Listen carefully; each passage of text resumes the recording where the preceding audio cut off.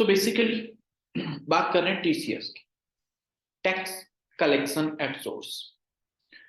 सो उससे पहले हम अपने जीएसटी के कुछ कॉन्सेप्ट्स को समझेंगे, फिर कनेक्ट होंगे टीसीएस के साथ कि आखिर जीएसटी में टीसीएस है क्या, क्यों आया और किस तरह से वर्क करता है पूरा सिस्टम। सबसे पहले बात करते हैं ई कॉमर्स, जो कि हम आज के समय में अगर बात करें तो हर जगह यही शब्द सुनाई देता है, e commerce e commerce e commerce.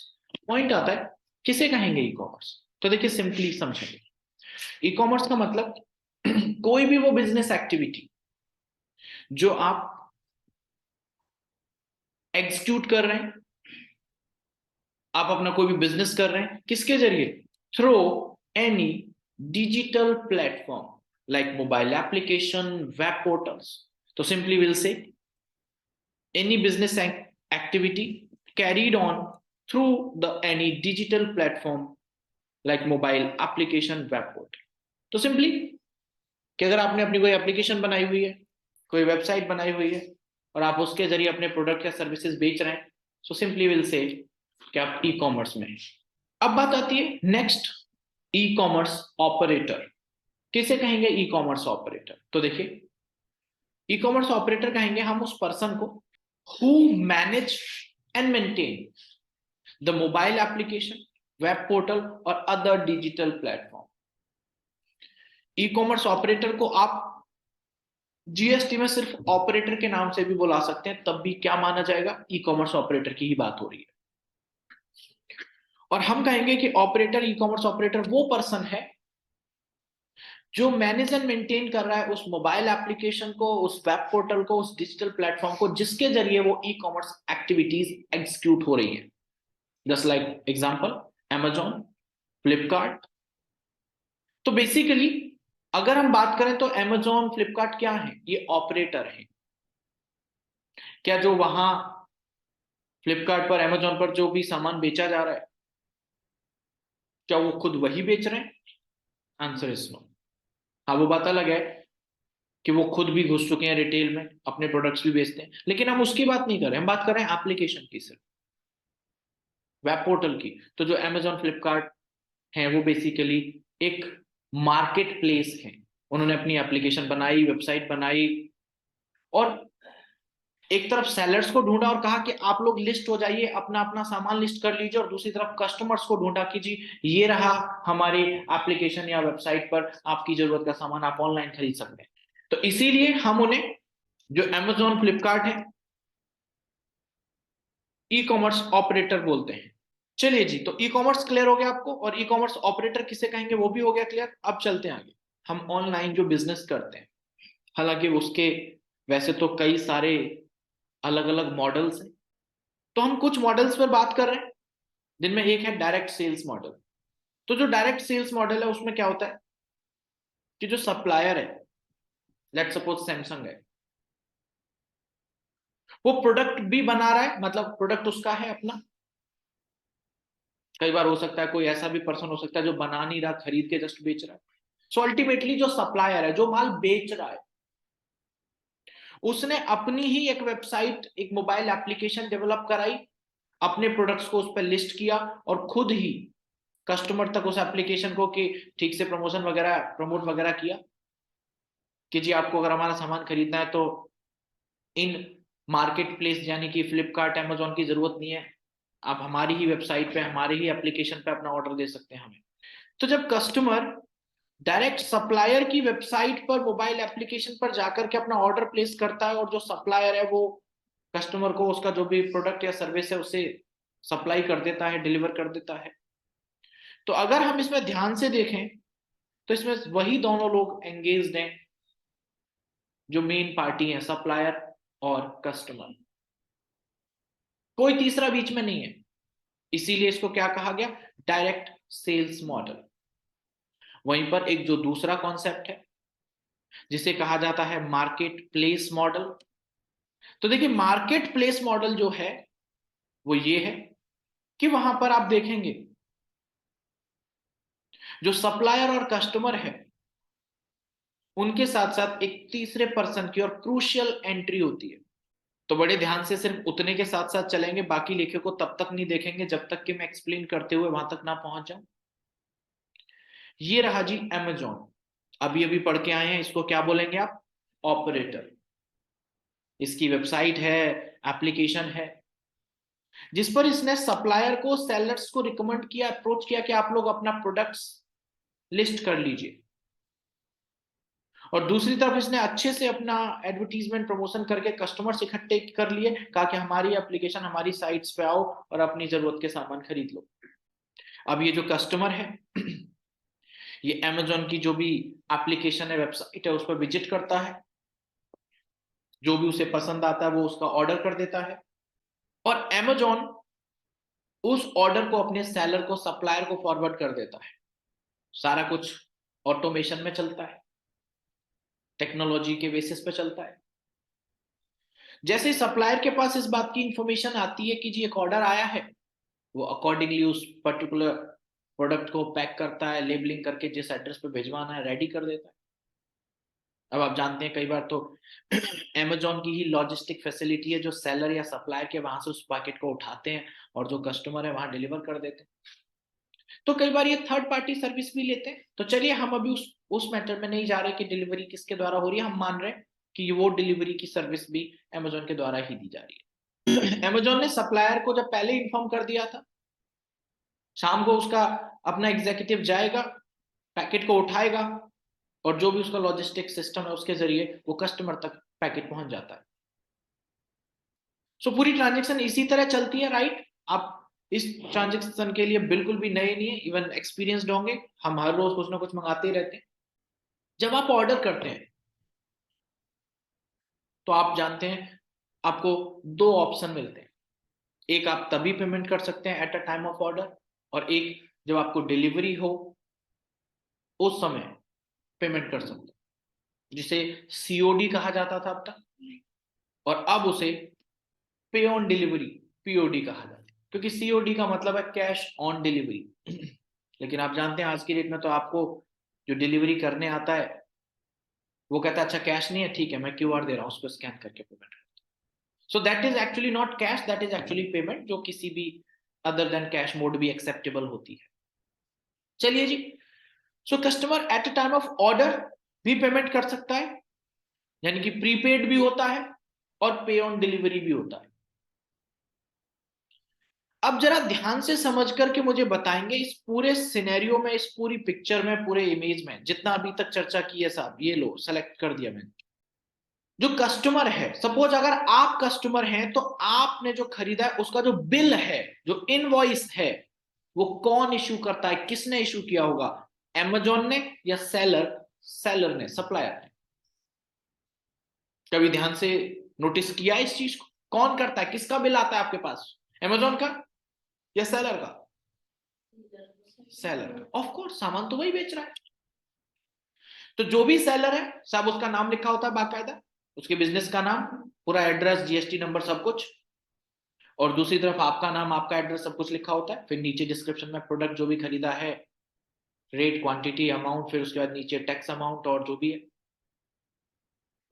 तो चलिए जी, बिल किसने करा? बिल्कुल सही बात, सेलर ने, सप्लायर ने। तो सप्लाई उसने करी साहब, ये रहा जी टैक्स इनवॉइस, मान लो 1000 रुपए का सामान था जो आपने ऑर्डर किया है, जीएसटी 18%, 180 रुपए का आपका टोटल ऑर्डर था। अब अगर आपने पेमेंट ऑर्डर के समय कर दी प्रीपेड, तब भी, और जब आपने डिलीवरी के समय पेमेंट की तब भी, पेमेंट तो किसके पास जाती है? अमेजोन के पास। अब सोचिए, अगर आपने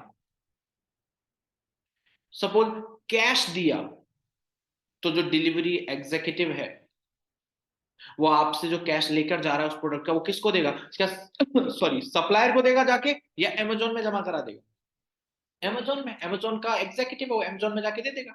भाई सप्लायर को देगा तो सोच के देखो, ना जाने कितने सप्लायर्स का प्रोडक्ट है, बेचारा कहां कहां ढूंढ के पैसे बांटता फिरेगा। आप खुद समझ सकते हैं, कोई खास फिजिबिलिटी नहीं लग रही है इस प्रोसेस की। तो इसीलिए, यानी कहने का मतलब, बड़े ध्यान से देखिएगा, मैं एक एक पॉइंट में, एक एक चक्कर में एक ही बात कलेक्ट करूंगा। तो चाहे पेमेंट प्रीपेड हो या पे ऑन डिलीवरी, पैसा तो अमेजोन के पास जाता है। और फिर बाद में Amazon उस पैसे को पे कर देता है अपने सेलर या सप्लायर को। हालांकि Amazon अपना कमीशन काट के जो पेमेंट है वो सेलर को दे देता है, लेकिन अभी के लिए मैं उस कमीशन वाले सिनेरियो को पिक्चर से बाहर रखूंगा, बाद में लाऊंगा। मान लो अगर सारा पैसा देना पड़ता है, ठीक है, पूरे 1180 रुपए पकड़ा दिए सप्लायर को। अब सप्लायर के एंड से सोचिए, सप्लायर ने सेल की है, उसे अपना जीएसटी रिटर्न फाइल करना है। तो जब सप्लायर अपना जीएसटी R1 फाइल करेगा, महीना कंप्लीट होने के बाद, मंथ कंप्लीट होने के बाद, वही डेट 11 तारीख या उससे पहले अपना उसे R1 भरना है। अभी बिल्कुल भूल जाओ कि माल किस तरह से बिका, क्या कॉन्सेप्ट था, कोई फर्क नहीं पड़ता। अब सिंपल सी बात है, सप्लायर सेलर एक बिजनेस एंटिटी है, वो गुड्स बेच रहा है या सर्विस बेच रहा है, जो भी है, उसने पूरे महीने जितनी भी आउटवर्ड सप्लाई की, जितनी भी सेल की, जो हमने सीखा एक रेगुलर डीलर के हिसाब से, बिल्कुल उसी तरीके से वो अपनी पूरी GSTR1 में सेल्स को रिपोर्ट करेगा और कितनी टैक्स लायबिलिटी बनी उसे डिक्लेयर करके फाइल करेगा। अब GSTR1 में कर दिया उसने रिपोर्ट कि जी मेरी 1000 रुपए की सेल हुई है, टैक्स बता दिया उसने 180 रुपए। अब इंटरेस्टिंग चीज तो ये आ रही है कि अगर वो सही सही ईमानदारी से बताता है कि जी मेरी 1000 की सेल, 18% वाला टैक्स, 180 रुपए टैक्स बनता है, तो बहुत अच्छी बात है। लेकिन एक छोटी सी बात सोचिए, क्या इस बात की पॉसिबिलिटी है कि वो झूठ बोल सकता है? वो बोल सकता है कि 1000 नहीं, मेरा तो 500 रुपए का ही माल बिका। वो बोल सकता है 18 नहीं, मेरा तो 5% वाला माल था। क्यों? टैक्स का पैसा बचाने के लिए। समझ रहे भाई? ज्यादातर इन प्लेटफॉर्म्स पर, Amazon, फ्लिपकार्ट पर ज्यादातर कौन लोग होते हैं? एंड यूजर्स होते हैं। समझ रहे? हाँ, कुछ बिजनेस एंटिटीज भी आज की डेट में खरीदने लगे हैं, लेकिन मेनली अगर हम अभी एक एक पॉइंट के साथ चलें तो एंड यूजर्स खरीदते हैं। क्या एंड यूजर को उस खरीदे गए प्रोडक्ट पर जो टैक्स पे किया उसका कोई क्रेडिट क्लेम करना है? उसे तो कोई क्रेडिट क्लेम नहीं करना। और जब उसे कोई क्रेडिट क्लेम नहीं करना, तो ये जो सेलर है, सप्लायर है, चाहे जितना टैक्स जमा कराए, क्योंकि वो B2C में रिपोर्ट करेगा, टेबल 7 में रिपोर्ट करेगा, तो फिर तो वो जितनी सेल बता देगा, क्योंकि पर्सन वाइज तो बता नहीं रहा, नाम वाइज, और हमें कहीं दिख भी नहीं रहा कि हमारे नाम से उसने कितना पैसा जमा कराया जो हम सरकार को बता दें। नहीं नहीं, उसने तो 180 रुपए लिया, वो झूठ बोल रहा है 100 रुपए। समझ रहे? तो इस तरह की कहीं कोई ऑथेंटिकेशन नहीं है, कोई कहीं क्रॉस चेकिंग नहीं है कि उस सेलर ने कितने रुपए का, कितने परसेंटेज वाला प्रोडक्ट बेचा है, जो कहीं वेरीफाई हो सके, जिसको सेलर क्रॉस चेक कर, सॉरी, कस्टमर क्रॉस चेक करके बता सके नहीं जी ये झूठ बोल रहा है। ऐसा तो कुछ है ही नहीं, क्योंकि जो सेलर रिपोर्ट करेगा, सप्लाई रिपोर्ट करेगा, वो कंसोलिडेटेड वैल्यू रिपोर्ट करेगा, पूरे महीने में जितना बेचा सबका टोटल अमाउंट करके इकट्ठा डाल देगा, कहीं पर्सन वाइज आएगी ही नहीं कोई जानकारी। और जो एंड यूजर है उसे कोई मतलब नहीं है, क्योंकि उसे क्रेडिट नहीं चाहिए, और ना ऐसा कोई प्लेटफॉर्म या पोर्टल है जिसमें वो ये देखे कि जी मेरे द्वारा पे किया गया टैक्स सरकार को पहुंचा या नहीं पहुंचा, ये झूठ तो नहीं बोल रहा। ऐसा भी कुछ नहीं है। तो इससे ओवरऑल चीजें क्लियर हो जाती है कि ये जो सेलर है, सप्लायर है, झूठ बोल सकता है। ये 1000 रुपए की सेल को 500 रुपए की सेल बताए, 18% वाले को 5% बताए, क्या क्या क्या पता चलेगा? तो सिंपल सी बात है, जहां 180 रुपए टैक्स मिलना था सरकार को, वह 500 रुपए का 5% 25 रुपए मिलेगा। तो ये एक बहुत बड़ा चैलेंज था कि अगर हम इस मॉडल की बात करें, तो आप जानते हैं आज की डेट में काफी बड़े वॉल्यूम से ऑनलाइन सेल परचेज हो रही है। आज की डेट में ये मान के चलो काफी हद तक ऑनलाइन लोग सामान खरीदते हैं, तो इस हिसाब से तो टैक्स की चोरी पॉसिबल है, बहुत इजीली पॉसिबल है। तो सरकार ने इस चीज को बड़े सीरियस तरीके से लिया और सोचा कि भाई क्या करना चाहिए, कोई ऐसा कनेक्टिव वे जिससे ये सेलर झूठ ना बोल पाए। क्योंकि अगर आप जानते हैं, एक झूठ बोलना शुरू करेगा, सब शुरू हो जाएंगे उसी की तरह। क्योंकि जब एक इस तरीके से टैक्स का पैसा चोरी करके खा रहा है, दूसरे को पता चलेगा, दूसरा भी चुप चुप करने लगेगा, और ऐसे करके पता चलेगा कि सरकार का तो बहुत बड़ा टैक्स लॉस हो जाएगा। और वो भी तब जब एंड यूजर की जेब से निकला सरकार के लिए है वो पैसा। ऐसा भी नहीं है कि वो उस पैसे को खा रहा है जो उसकी जेब से जाना है, उसकी जेब से तो जा ही नहीं रहा, उसने तो कस्टमर से वसूला है। मतलब कस्टमर सोच रहा है मेरा पैसा सरकार के पास पहुंच गया जो मेरे डेवलपमेंट के लिए यूज होगा, अब उसे क्या पता बीच में सेलर खा गया, सरकार तक पहुंचा ही नहीं ठीक से वो पैसा। तो चलिए उसके लिए कुछ कनेक्टिविटी तरीका सोचा गया, और वो क्या था वो समझिए। सरकार ने इस अमेजोन से कहा कि डियर ऑपरेटर, हम आपको एक जिम्मेदारी दे रहे हैं, और वो जिम्मेदारी क्या है कि जब आप अपने इस सेलर को, अपने इस सप्लायर को इसकी पेमेंट करेंगे, कितनी पेमेंट थी, 1180 रुपए, बोले आप उसको पेमेंट जब 1180 रुपए करेंगे, बोले पूरी पेमेंट मत करिएगा, उसमें से एक अमाउंट टैक्स के नाम का, जीएसटी के नाम का अपने पास रोक लीजिएगा, होल्ड कर लीजिएगा, 1%। किसका, जो टैक्सेबल वैल्यू है। तो 1000 का 1% कितना हुआ जी, 10 रुपीज। बोले बस 10 रुपए अपने पास रोक के बाकी पैसे अपने सप्लायर सेलर को दे देना। अब अमेजोन ने कहा कि फिर इस 10 का मैं क्या करूं, पार्टी कर लूं, कहा नहीं। बोले अमेजोन अब आप इस 10 रुपए को हमें पे करना, हमें जमा करना। बोले कैसे, बोले सिंपल, ये जो आपने 10 रुपए रोके हैं अपने पास, होल्ड करें टैक्स के नाम के, इसी को कहा जाएगा कि आपने टैक्स कलेक्ट कर लिया, जिसे कहा जाएगा टैक्स कलेक्शन एट सोर्स। और आप ऐसे ही पूरे महीने अपने इन सेलर सप्लायर्स, इन्होंने जितनी भी सेल आपके प्लेटफॉर्म पोर्टल को जरिए यूज करके की है, और जब आप इन्हें इनकी रिइंबर्समेंट दे रहे हो, पेमेंट दे रहे हो, उस पर आपने जो पूरे महीने की नेट सेल्स पर 1% टैक्स कलेक्ट किया है, बस उसकी जानकारी आप हमें GSTR 8 नाम का फॉर्म फिल करके 10 तारीख या उससे पहले फाइल कर दीजिए, जानकारी भी दे दीजिए, साथ में वो 10 रुपए भी दे दीजिए। अब सोचिए, अगर अमेजोन ने GSTR 8 भरते समय उसने बताया, इस सप्लायर का, इस सेलर का जीएसटी नंबर डाला, बताया इसने कि जी इस सेलर सप्लायर ने पूरे महीने में 1000 रुपए की सेल की है, जिसपे 18% से 180 रुपए इसने टैक्स लिया, टोटल 1180 हो गए, और मैंने 10 रुपए उसमें से होल्ड कर लिए। जब ये जानकारी अमेजोन सरकार को दे देगा, तो सोच के देखिए, अब ये सप्लायर अगर झूठ बोल के जाता है सरकार की तरफ, मतलब GSTR 1 में गलत जानकारी देता है, 500 रुपए, और अकॉर्डिंगली मैंने कहा कि टैक्स रेट में भी झूठ बोल दिया, 18 की जगह 5%, तो जैसे यहां पे ये जानकारी पहुंचेगी, तो पता है जो जीएसटी पोर्टल है वो ऑटोमेटिकली इस चीज को मैच करता है, और मैच नहीं करता डियर, इस सेलर के अपने GSTR 2A 2B में ये दिखेगा भी कि अमेजोन ने, ऑपरेटर ने उसको लेकर के कितनी सेल बताई है उसकी, ये दिखेगा बाकायदा उसको साफ साफ। अब सोच के देखो, ये बता रहा है 500 रुपए प्लस 25 रुपए टैक्स, ये बता रहा है उसी का नाम लेके कि 1000 रुपए सेल, 180 रुपए टैक्स, बस जैसे मिसमैच आया तुरंत चिट्ठी जाएगी, ये झूठ बोल रहे हो, हिसाब दो, सबूत दो, पकड़ा गया है नहीं पकड़ा गया। तो जो एक पॉसिबिलिटी थी टैक्स की चोरी करने की, क्या हमने इस कनेक्टिविटी के जरिए उसको खत्म कर दिया या नहीं कर दिया। अब सोच के देखो, क्या ये अमेजोन भी झूठ बोल सकता है। अब इतने सारे सेलर हैं, किस किस के लिए झूठ बोलेगा ये, ऑटोमेशन का सिस्टम है उसके लिए, फिर ठीक है, ऑडिटर और हमारे टैक्स डिपार्टमेंट के ऑफिशियल्स वो किस काम के लिए, ठीक है। तो एक जो बहुत बड़े लेवल पे, बहुत बहुत बड़े स्केल पे पॉसिबल था, उसको कहीं ना कहीं हमने इस कनेक्टिविटी के जरिए कहीं ना कहीं पूरी तरह से बंद कर दिया, रोक दिया।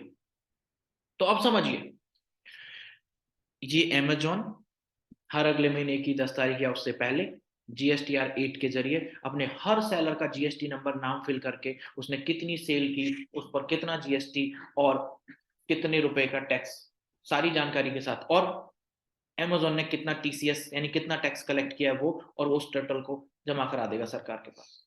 और वो इस सेलर के जो 2A 2B जो भी बनते हैं, जिनमें आईटीसी का क्रेडिट दिखता है कि ये जो सप्लाई, अब मैं इसके एंड से बात कर रहा हूँ, इसने अपना GSTR 1 फाइल कर दिया, 1000 रुपए की सेल बताई, 180 रुपए टैक्स लाइबिलिटी, मजबूरी में इसी सच बताना पड़ गया।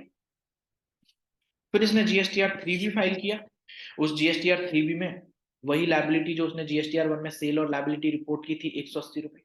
अब मान लो इसके पास इसकी नॉर्मल परचेज, क्योंकि सामान बेच रहा है, खरीद भी रहा था, हो सकता है खरीद के बेच रहा है, तो खरीदते समय जो इसने पर टैक्स पे किया था अपनी परचेज पर, उसका तो क्रेडिट मिलेगा। मान लो वो क्रेडिट इसके पास 120 रुपए है, तो 180 इसकी लाइबिलिटी, 120 रुपए का इसके पास ITC है, तो इसको कितना पैसा जमा कराना है?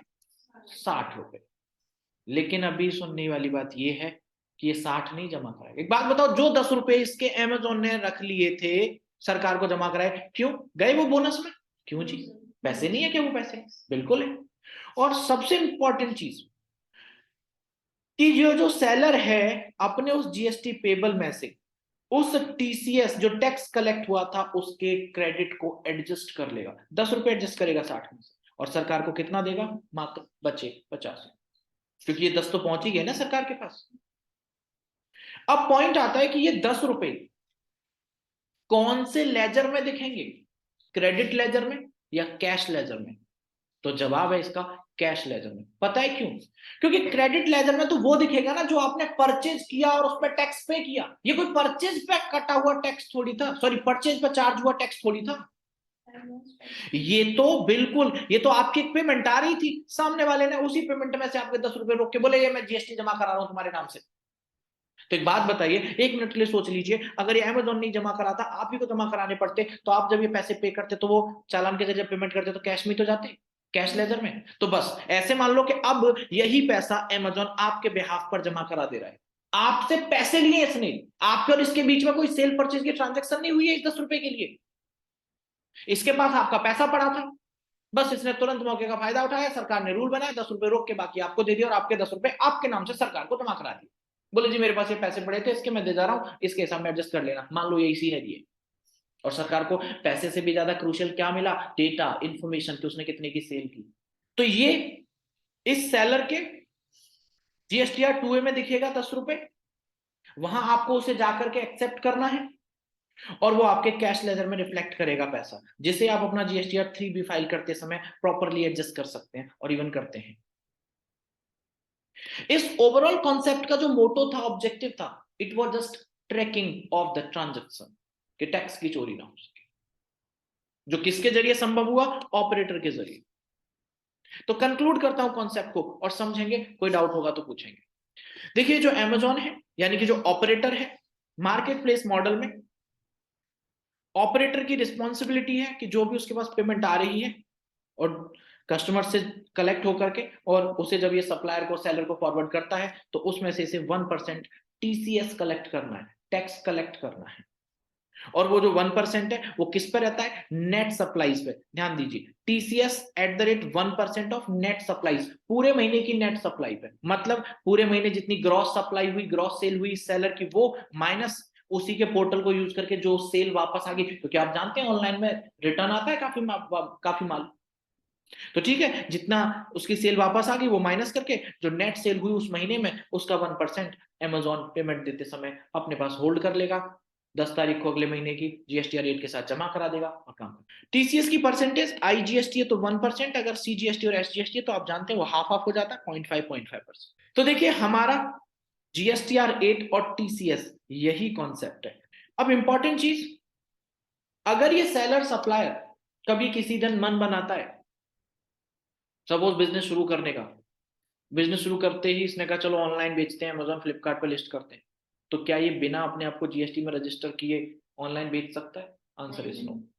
तो देखिए जो हमारा रजिस्ट्रेशन का सेक्शन 24 है, जिसमें मैंडेटरी रजिस्ट्रेशन की बात कही गई है, तो इस सेलर के लिए, इस सप्लायर के लिए जो ऑपरेटर का यूज करते हुए अपना प्रोडक्ट सर्विस बेचेगा, उसके लिए रजिस्ट्रेशन कंपलसरी है, इसको कोई टर्नओवर की लिमिट नहीं मिलेगी। और आपको पता है वो जो टर्नओवर की लिमिट मिलती है वो सिर्फ इंट्रा के लिए मिलती है, अगर आप विद इन स्टेट बेचोगे तो आपको लिमिट है 20 लाख 40 लाख की जो भी है। अगर आप दूसरे स्टेट में बेच रहे हो, इंटर स्टेट बेच रहे हो, तो आपको कोई लिमिट नहीं मिलती। तो सोच के देखो, ऑनलाइन जब बेचा जा रहा है तो उसमें तो है ही पॉसिबिलिटी कि दूसरे स्टेट का पर्सन भी ऑर्डर कर सकता है। अब ये थोड़ी है कि उसका ऑर्डर रोक करके आपको रजिस्ट्रेशन के लिए बोलेंगे पहले रजिस्ट्रेशन कराओ, तो इसलिए बोल दिया गया भाई शुरू से रजिस्ट्रेशन ले लो, उसके बाद फिर बिना किसी डिस्टर्बेंस के अपना धंधा करो। So it is compulsory under section 24 कि सप्लायर को रजिस्ट्रेशन लेना है। एंड सेम, क्या ये ऑपरेटर बिना जीएसटी रजिस्ट्रेशन लिए एक मार्केट प्लेस की तरह काम कर सकता है, एक ऑपरेटर की तरह काम कर सकता है? बिल्कुल नहीं, क्योंकि फिर टैक्स कैसे कलेक्ट करेगा ये?